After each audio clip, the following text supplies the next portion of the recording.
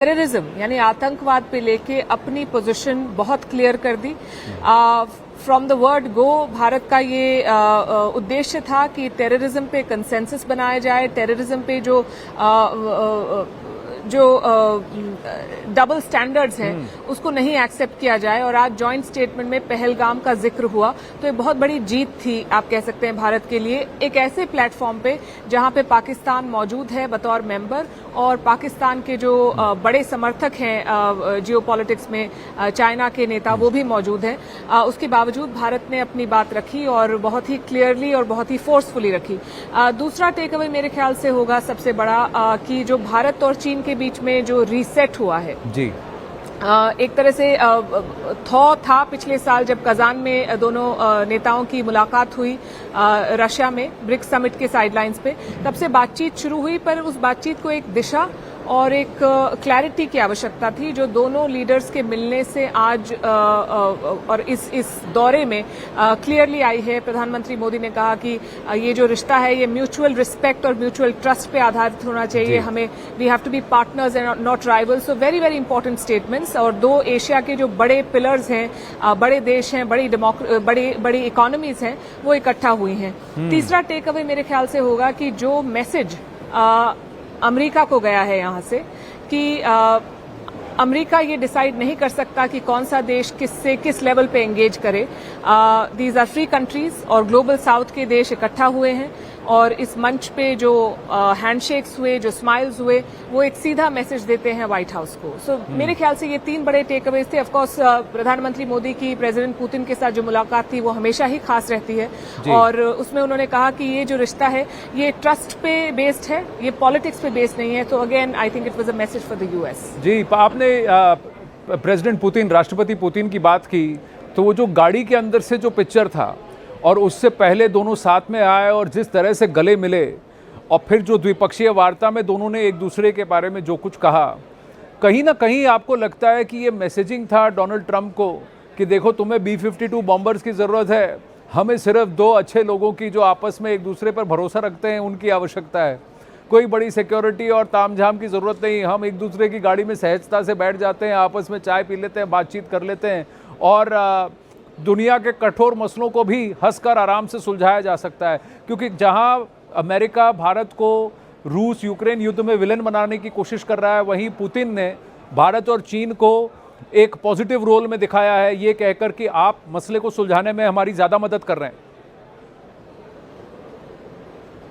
I think वो तस्वीरें आनंद एक तो ये दिखाती हैं कि कितना ईज है इस रिलेशनशिप में, कितना ट्रस्ट है, और दूसरा ये दिखाती हैं कि दोनों मैच्योर लीडर्स हैं जिन्होंने अपने देश का संचालन किया है बहुत सालों तक, ऊंच नीच की समझ रखते हैं, किससे कैसे बात करना है, अपने राइवल्स के साथ कैसे एंगेज करना है, और अपने पार्टनर्स को कैसे अपने साथ लेके चलना है, ये समझते हैं।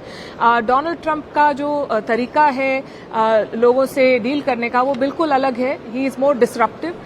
ये नेता हैं जिन्होंने ऊंच नीच देखी है, रिश्तों में भी देखी है, आपसी जो दोनों देशों के बीच जो इक्वेशंस हैं वो भी चेंज हुई हैं, और मेरे ख्याल से इस वक्त प्रधानमंत्री मोदी उन कुछ ही लोगों में से होंगे, कुछ ही नेताओं में से दुनिया में, जो पुतिन को जाके कह सकते हैं कि युद्ध का समय नहीं है, और फिर वो यूक्रेन भी जा सकते हैं और यूक्रेन को ह्यूमैनिटेरियन एड भी दे सकते हैं। ये एक यूनिक पोजीशन है, और उस पोजीशन को यूक्रेन समझता है क्योंकि यूक्रेन के राष्ट्रपति प्रधानमंत्री मोदी से बात करते हैं। इस पोजीशन को चीन भी समझता है, इस पोजीशन को रशिया भी समझता है, पर शायद अमेरिका डोनाल्ड ट्रंप के नेतृत्व में इसको स्वीकार करने के लिए इस वक्त तैयार नहीं है। जी, हमने रूस और भारत की बात की, चीन भारत की बात करें उससे पहले कुछ 1-2-3 तस्वीरें वो भी हैं कि जहां एक देश के, आज एक तस्वीर आई जहां प्रधानमंत्री मोदी और व्लादिमीर पुतिन आगे निकल गए और उनको किसी ने देखा तक नहीं। मैं शहबाज शरीफ की बात कर रहा हूं, जिनके फील्ड मार्शल खुद शहबाज शरीफ के साथ सारी मीटिंग में बैठे हैं, सिविल क्लोथ्स में आकर, सूट बूट में आए हुए हैं।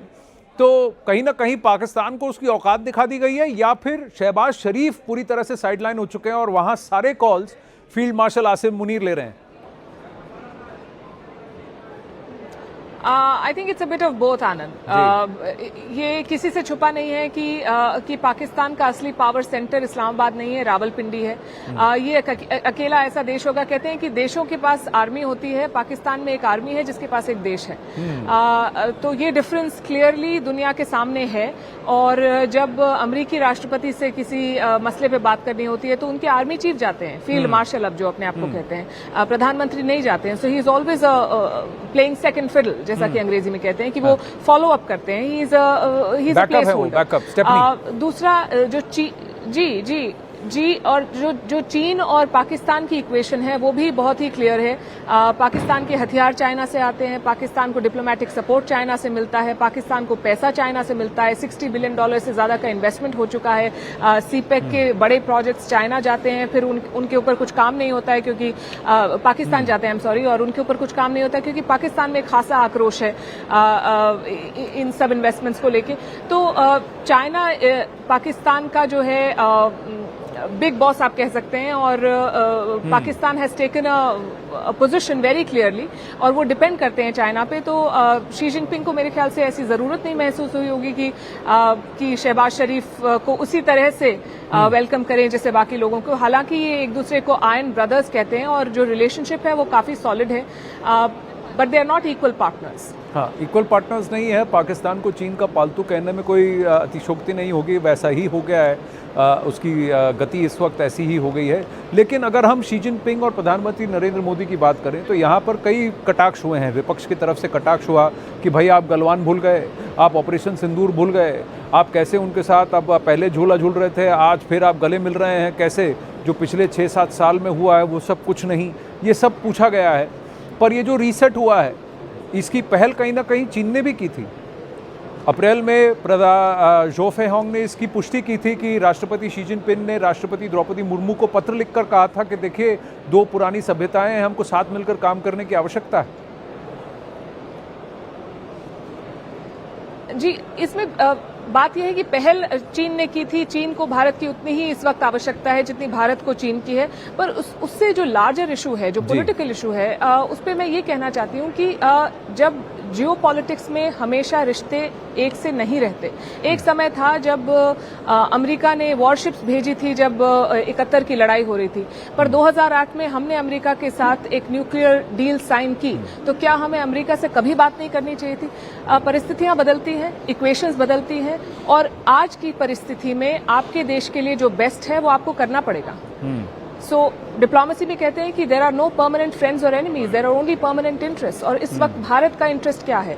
हमने अपने लिए एक गोल रखा है एज अ कंट्री कि हमें विकसित भारत बनना है 2047 तक। उसके लिए हमें एक विकास दर की आवश्यकता है जो इस वक्त के जियो पॉलिटिकल और जियो इकोनॉमिक क्लाइमेट में अचीव करनी बहुत मुश्किल है। तो हम क्या करेंगे? हम डाइवर्सिफाई करेंगे, हम और पार्टनर्स से बात करेंगे, हम और मार्केट्स ढूंढेंगे, हम ऑल्टरनेटिव्स ढूंढेंगे, और मेरे ख्याल से भारत की लीडरशिप वही कर रही है। तो इसमें दिस इज रियल पॉलिटिक्स जी, and that is what is being done. देखिए, 2 स्वर बदले हैं। एक पीटर नवारो का, जिसने अब चाहे जो उनकी तरफदारी कर रहा है वो बॉस्टन ब्राह्मण्स का करता है, या फिर इन्होंने जो कास्टिस्ट आक्षेप किया है भारत के ऊपर, टिप्पणी की कल रात को, और फिर आज ये तस्वीरों के बाद भारतीय जो यूएस जो दूतावास है India in US in India, उनकी तरफ से आया कि भारत और यूएस के बीच में हमेशा मित्रता थी, मित्रता है, मित्रता रहेगी।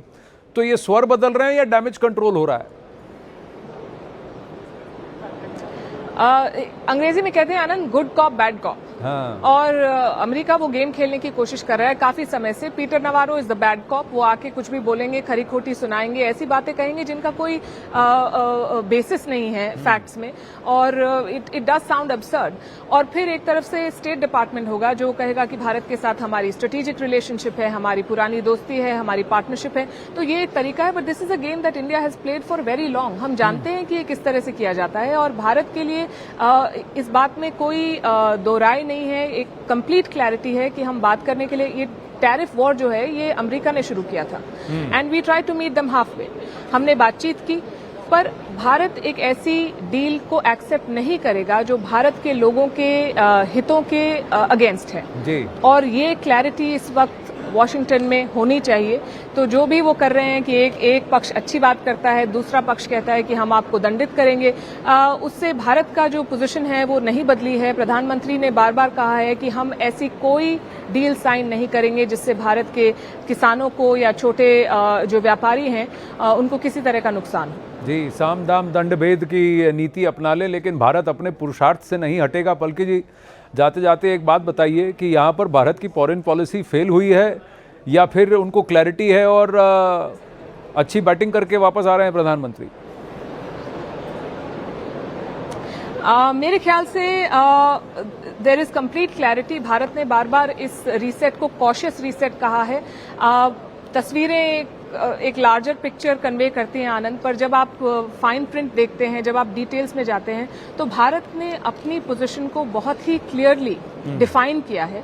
और जहां पे जैसे बीआरआई है, बीआरआई चीन चाहता था कि हम बीआरआई का हिस्सा बने 2017 में, और उसने काफी कोशिश की, पर भारत नहीं बना है बीआरआई का हिस्सा। तो जो भारत के हितों में है उस पर भारत ने सहमति जताई है। जहां भारत का हित नहीं मैच करता है बाकी पार्टनर से, वहां भारत ने अपनी अलग पोजीशन ली है, और डिप्लोमेसी में यही होना चाहिए। जी, जहां बने वहां हम कोलैबोरेट या कोऑपरेट करेंगे, जहां बने वहां हम compete करेंगे, और जहां नहीं बनती वहां हम कन्फ्रंट करेंगे। तो ये 3C पॉलिसी चीन के साथ शायद अब भारत की आगे की नीति होने वाली है। पलकी, बहुत बहुत धन्यवाद हमारे साथ जुड़ने के लिए।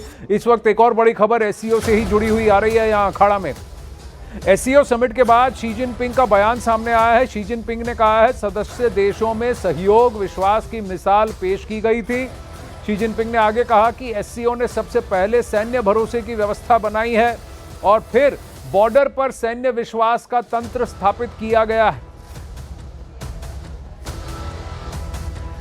तो शी जिनपिंग की तरफ से तियानजिन का ये SCO समिट बहुत बड़ा सक्सेस माना जा रहा है, क्योंकि अब की बार भारत, रूस और चीन इस SCO कॉपरेशन की जो नींव जिसे कहा जाता है, ये 3 देश ये आप साथ में दिख रहे हैं। ये तिकड़ी अब साथ में बुलंद और दुरुस्त लग रही है और कई सारे विषयों पर अब सहमति धीरे धीरे बनती नजर आ रही है।